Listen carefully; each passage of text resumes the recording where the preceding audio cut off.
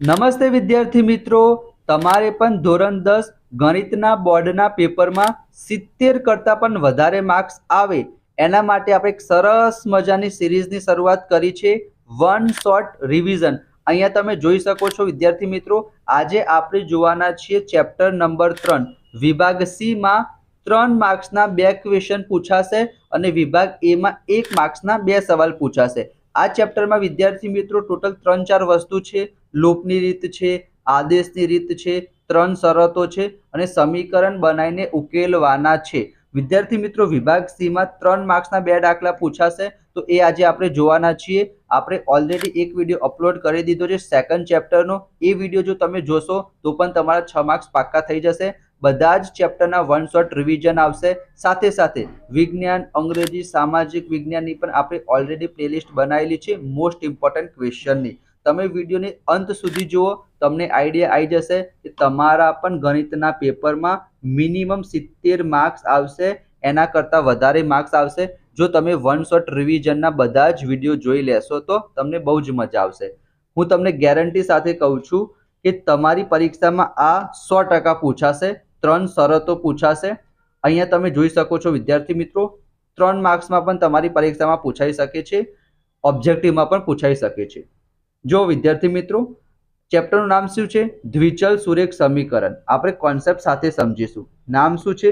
દ્વિચલ સુરેખ સમીકરણ યુગ્મ. યુગ્મ એટલે થાય વિદ્યાર્થી મિત્રો 2. દ્વિચલ સુરેખ સમીકરણ યુગ્મ. યુગ્મ એટલે શું થાય? 2 થાય. તો તમને બધામાં 2 સમીકરણ જોવા મળશે. દ્વિચલ, ચલ કોને કહેવાય? એ થી લઈને ઝેડ સુધી જે કંઈ પણ દેખાય એને ચલ કહેવાય. તો બધામાં xy આપેલું છે, તો 2 ચલ છે. અને સુરેખ એટલે બહુપદીની ઘાત 1 હોય, એના ઉપર વિદ્યાર્થી મિત્રો x અને y ની ઉપર હંમેશા તમને 1 જ જોવા મળશે. બરાબર. ચલો, હવે આપણે શું કરવાનું છે?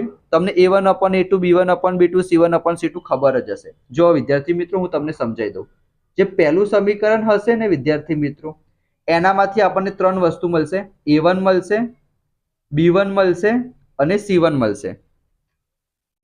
a1, b1 અને c1. આ વિદ્યાર્થી મિત્રો પહેલું સમીકરણ છે. તો x ના સહગુણકને કહેવાય a1, y ના સહગુણકને કહેવાય b1 અને જે અચર પદ હશે એને કહીશું આપણે c1. એ જ પ્રમાણે બીજું સમીકરણ હશે તો આપણને a2 મળશે, b2 મળશે અને c2 મળશે. બીજું સમીકરણ આ છે વિદ્યાર્થી મિત્રો. તો x ના સહગુણકને a2, y ના સહગુણકને b2, અચર પદને આપણે c2. આ તમને ખબર પડી ગઈ. આપણે શું કરવાનું? a1/a2 શોધવાનું, એના પછી b1/b2 શોધવાનું, એના પછી c1/c2 શોધવાનું.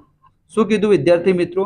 a1/a2 શોધવાનું, b1/b2 શોધવાનું, c1/c2 શોધવાનું. તમારે જો 3 માર્ક્સમાં પૂછાય તો આ રીતના લખવાનું, બાકી 1 માર્ક્સમાં પૂછાય તો તમે ડાયરેક્ટ પણ કરી શકો છો, એ પણ હું તમને શીખવાડું. અહીંયા વિદ્યાર્થી મિત્રો a1/a2 કેટલા આવશે? 2/4. તો અહીંયા લખું છું વિદ્યાર્થી મિત્રો 2/4. b1/b2 કેટલા આવશે? 3/5. અને c1 c2 શું આવશે? 4/3. હવે અહીંયા તમે જુઓ વિદ્યાર્થી મિત્રો, 2/4 એટલે એને આપણે 2 દુ 4, 1/2 કહી શકીએ. અને આ છે વિદ્યાર્થી મિત્રો 3/5. એટલે કે પહેલું બીજું સરખું ના આવ્યું તો તમારે આને જોવાનું જ નહીં. યાદ રાખવાનું, a1/a2 is not equal to b1/b2 આવશે તો આને આપણે જોવાનું નથી. ખબર પડી વિદ્યાર્થી મિત્રો? ધ્યાનથી સાંભળજો. જ્યારે પહેલું બીજું સરખું ના આવે ત્યારે આ જે 2 રેખા હશે ને વિદ્યાર્થી મિત્રો, આ કયું સમીકરણ છે? સુરેખ સમીકરણ છે. તો એનો ગ્રાફ, એનો આલેખ વિદ્યાર્થી મિત્રો રેખા આવશે. 2 સમીકરણ છે તો 2 રેખા આવશે વિદ્યાર્થી મિત્રો આ પ્રમાણે. અને બંને રેખા એક જ બિંદુમાં છેદશે. અહીંયા હું લખી દઉં છું વિદ્યાર્થી મિત્રો, એક જ બિંદુમાં છેદશે. એનો મતલબ કે એક જ ઉકેલ મળશે. એક ઉકેલ મળે એને વિદ્યાર્થી મિત્રો અનન્ય કહેવાય, અસંખ્ય ના કહેવાય. અસંખ્ય એટલે થાય બહુ જ બધા, જેને આપણે ના ગણી શકીએ. અનન્યનો મતલબ શું થશે? એક અને માત્ર એક જ ઉકેલ મળશે. એક અને માત્ર એક જ ઉકેલ મળશે. આને વિદ્યાર્થી મિત્રો છેદતી રેખાઓ પણ કહેવાય, કારણ કે આ 2 રેખાઓ એકબીજાને છેદે છે. તો આને શું કહેવાય? છેદતી રેખાઓ પણ કહેવાય. અને આને વિદ્યાર્થી મિત્રો સુસંગત પણ કહેવાય. તમારી પરીક્ષામાં એ લોકો કોઈ પણ પૂછી શકે છે, 100% પૂછાશે. લખીને રાખજો વિદ્યાર્થી મિત્રો. સુસંગત પણ કહેવાય કારણ કે ઉકેલ મળે છે, છેદતી રેખાઓ પણ કહેવાય, અનન્ય એટલે કે એક અને માત્ર એક જ ઉકેલ મળે છે જ્યારે પહેલું બીજું સરખું ના હોય. ખબર પડી વિદ્યાર્થી મિત્રો? હવે આપણે બીજા નંબરનું જોઈએ. હવે હું ડાયરેક્ટ લખું છું વિદ્યાર્થી મિત્રો, તમને ડાયરેક્ટ પણ હું શીખવાડી દઉં. આ પહેલું સમીકરણ, આ બીજું સમીકરણ. એક્સના સહગુણકનો આપણે ગુણોત્તર લઈએ 4/8, 4/8, એના પછી 8/16 અને એના પછી 3/6. અહીંયા જો 4 દુ 8, 8 દુ 16, 3 દુ 6. ઉપર કંઈ નથી તો બધામાં આપણે એક એક લખી શકીએ. એનો મતલબ શું થયો? A1/A2 પણ 1/2 આવ્યું, B1/B2 પણ 1/2 આવ્યું, C1/C2 પણ 1/2 આવ્યું. એનો મતલબ કે 3 કેવા આવ્યા વિદ્યાર્થી મિત્રો? સરખા આવ્યા. આમાં તો શું હતું? પહેલા બીજા સરખા ના આવે તો છેદતી રેખાઓ એક જ ઉકેલ મળશે, સુસંગત કહેવાય. આમાં વિદ્યાર્થી મિત્રો 3 કેવા આવ્યા? સરખા આવ્યા. તો એનો ગ્રાફ કેવો મળશે? આલેખ કેવો મળશે? આ વિદ્યાર્થી મિત્રો મેં પહેલી રેખા દોરી અને પહેલી રેખાની ઉપર જ વિદ્યાર્થી મિત્રો શું આવશે? બીજી રેખા આવશે. તો આને વિદ્યાર્થી મિત્રો કઈ રેખા કહેવાય?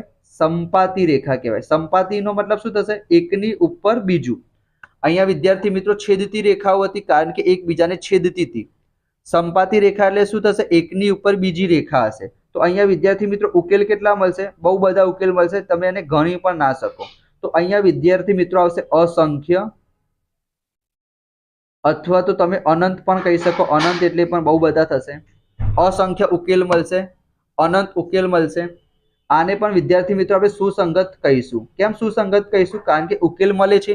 એક ઉકેલ મળે તો પણ સુસંગત કહેવાય, બહુ બધા ઉકેલ મળશે તો પણ સુસંગત કહીશું, સંપાતી રેખા કહીશું. અસંખ્ય ઉકેલ મળશે જ્યારે 3 સરખા હશે. અને ત્રીજા નંબરનું છે વિદ્યાર્થી મિત્રો, એમાં આપણે જોઈએ.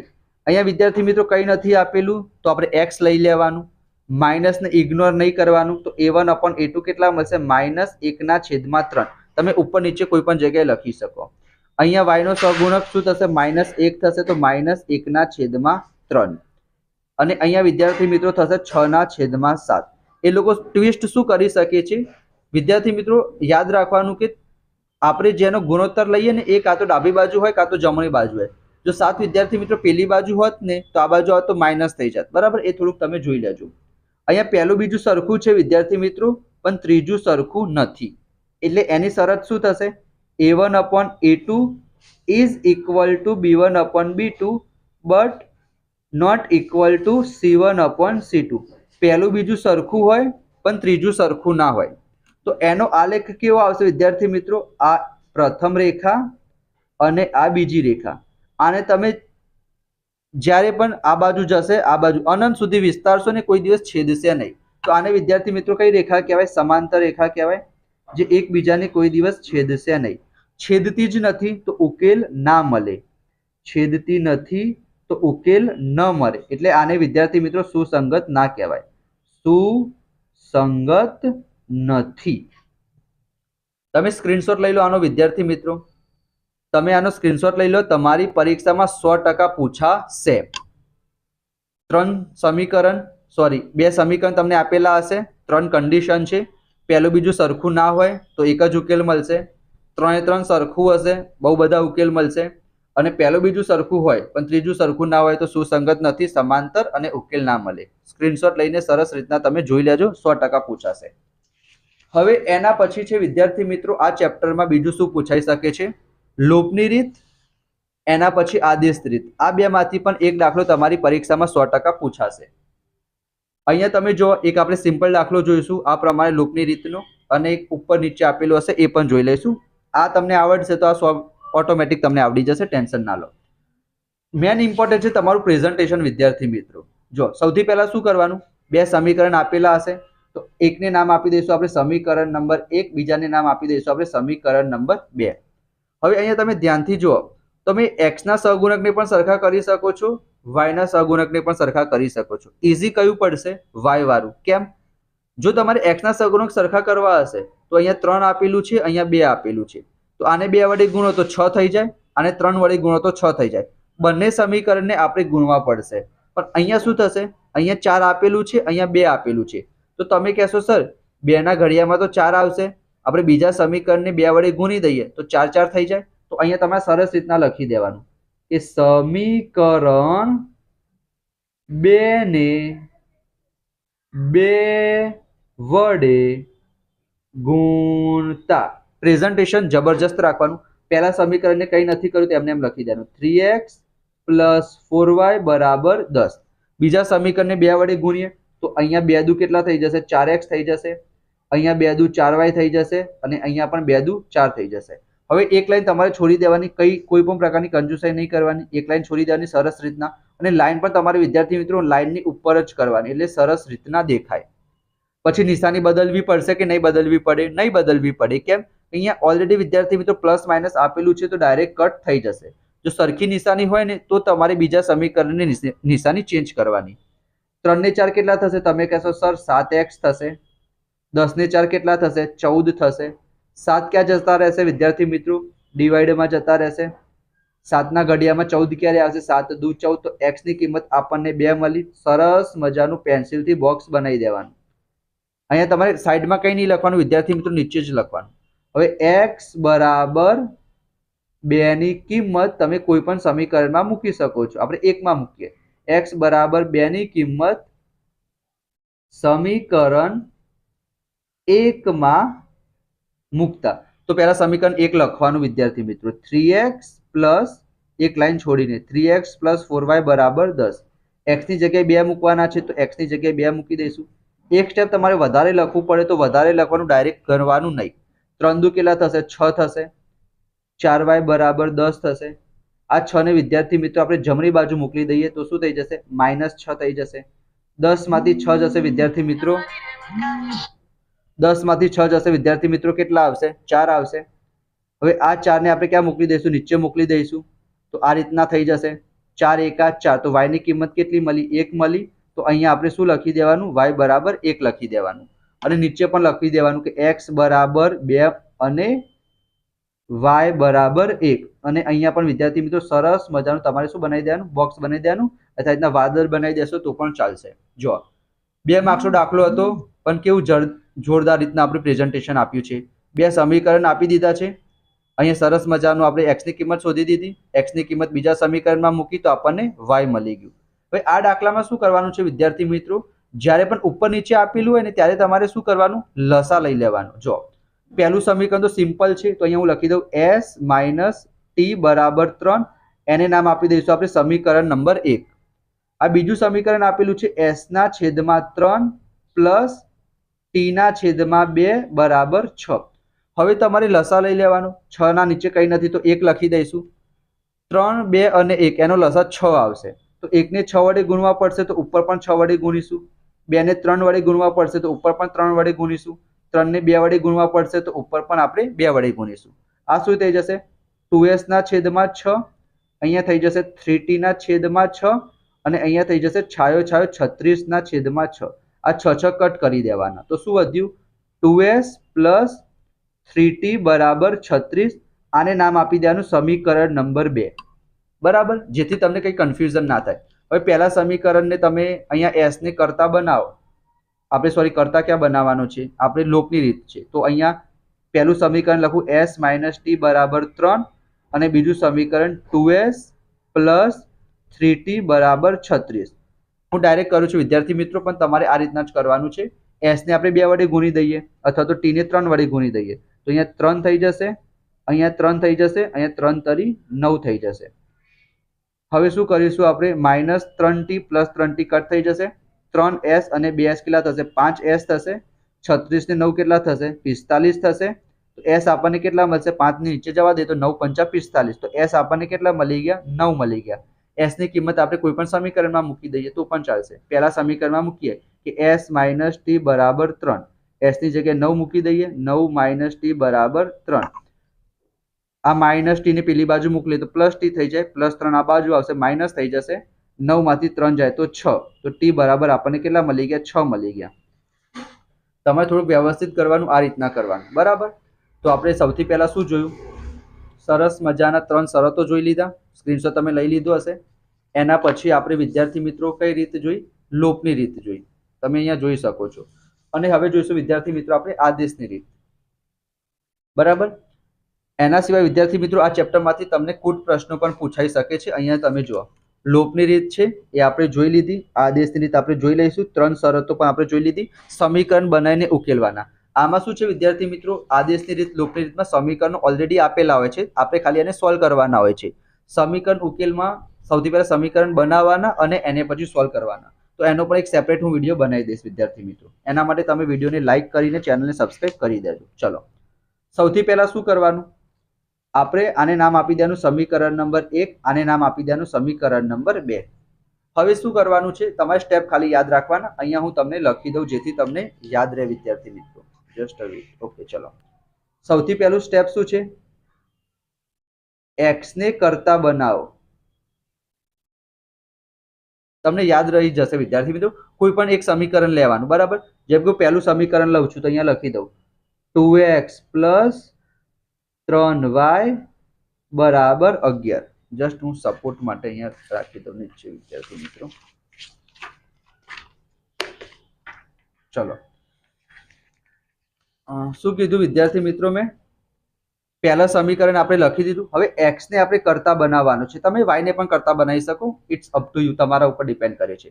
x ને કરતા બનાવવાનો એનો મતલબ બાકીનું બધું પેલી બાજુ મૂકી દેવાનું. જો તમને ખબર ના પડે વિદ્યાર્થી મિત્રો તો હું જે પ્રમાણે સ્ટેપ કહું એ પ્રમાણે યાદ રાખવાનું.